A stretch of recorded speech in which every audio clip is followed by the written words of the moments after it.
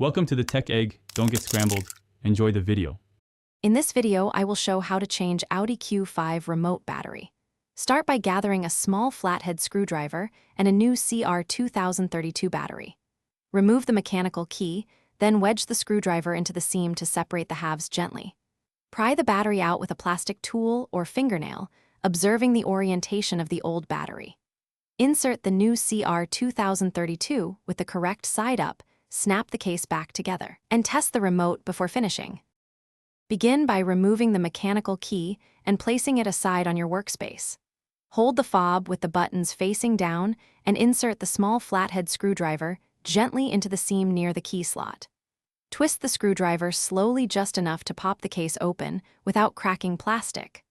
Once the case is open, set the top half aside and expose the battery compartment so you can see the battery orientation clearly before proceeding.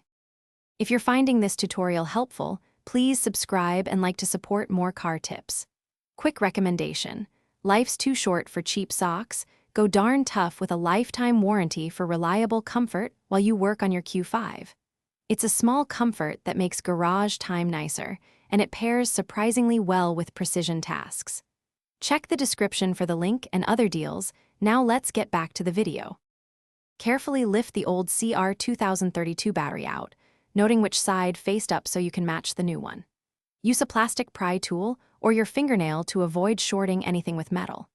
Place the new CR2032 in the same orientation, ensuring it sits flat and snug in its holder. Align the case halves and press them together until they click, then test lock, unlock, and trunk functions while standing near the vehicle. Thanks for watching. Consider subscribing if I helped unscramble your problems.